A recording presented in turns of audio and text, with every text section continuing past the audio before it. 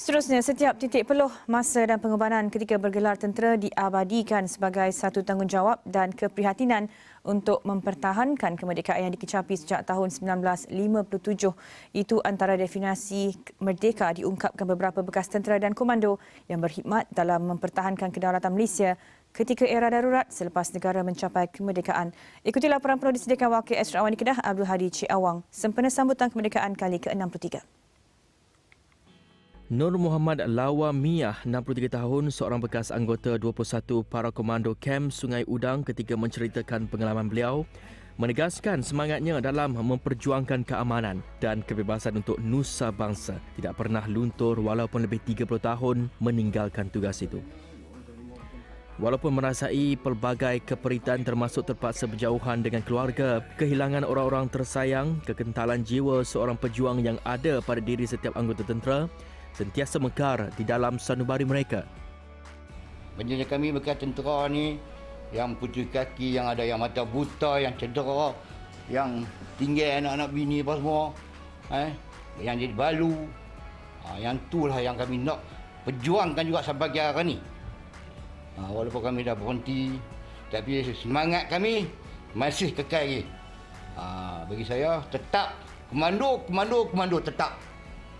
Yang tu yang kita berjuang sampai sekarang ni, walaupun nilai pencen tu tak overrate, tapi semangat kami masih ada lagi.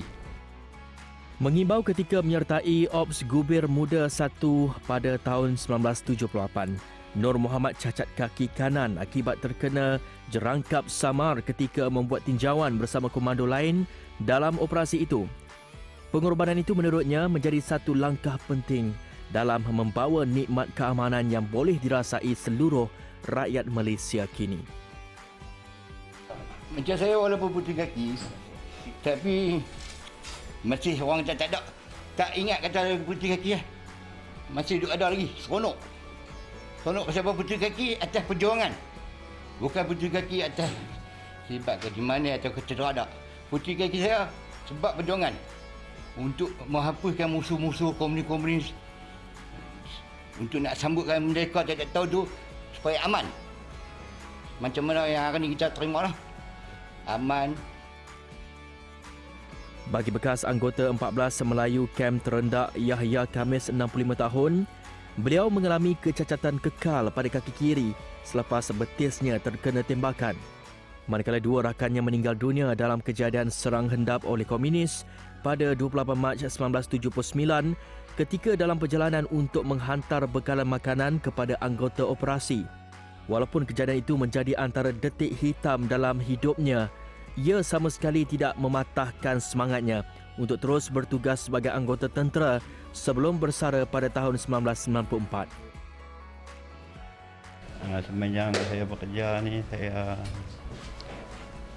pengalaman yang saya tak boleh lupa semasa saya kena serang hendap pada tahun bulan 3, 10 hari bulan 3 lah, tahun 79 dekat kat Keroh Perak kan, jalan nak pergi ke Bukit Berapit.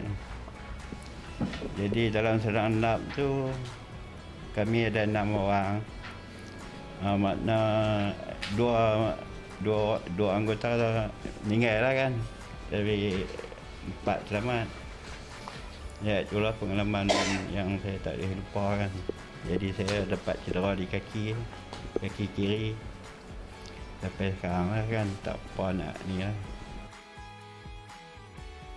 Dalam pada itu, Cik Hassan Samah, 69 tahun, yang merupakan bekas anggota 14 Wataniah Kem Batu Uban, menjelaskan perkara utama yang berada dalam fikiran ketika menjalankan operasi adalah untuk berjuang habis-habisan. Tegasnya persiapan juga telah dibuat lebih awal termasuk kelengkapan operasi, memandangkan timbul perasaan berkobar-kobar dalam diri setiap anggota apabila nama diumumkan atau terpilih bagi menyertai operasi yang dijalankan. Masa tu semangat kami berkobar-kobar apabila dapat mengetahui kata okey, sekian-sekian hari bulan kita akan masuk hutan. Sebelum seminggu sebelum tu kami dah siap dah. Barang-barang kelengkapan untuk ni, makan, ration apa semua kali, ubat-ubatan untuk sendiri dan ubatan askarnya lain asin. Dia ditempatkan seorang medical untuk kita. Keluarga apa semua? Keluarga masa tu dia macam tak apa nak ambil berat sangat.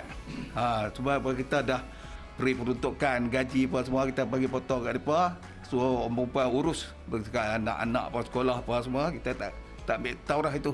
Untuk seronok masuk operasi.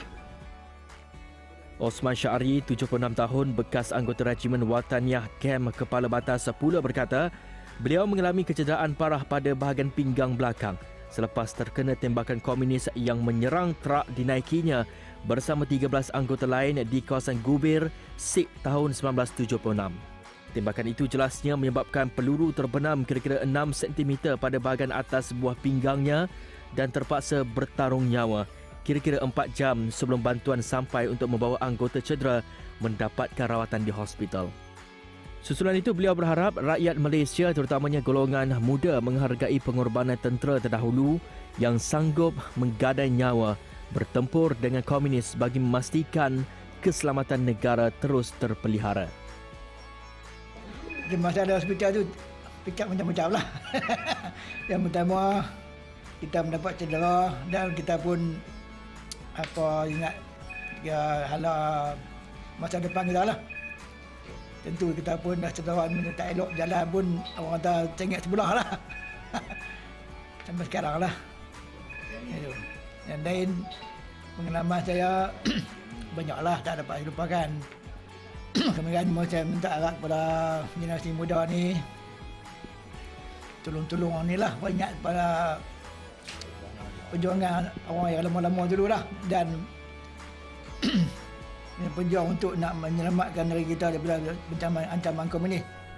Tapi saya ingat yang muda-muda sekarang tak apa ambil berat sangatlah ala-ala masa ni. Itulah.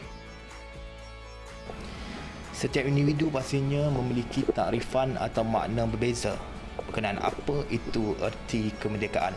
Bagi bekas anggota tentera ataupun veteran ATM, sifat prihatin ataupun bertanggungjawab terhadap keamanan yang dimiliki negara kita menjadi erti sebenar kemerdekaan bagi mereka. 63 tahun merdeka, Malaysia prihatin. Abdul Hadi Syawang, Esra Awani.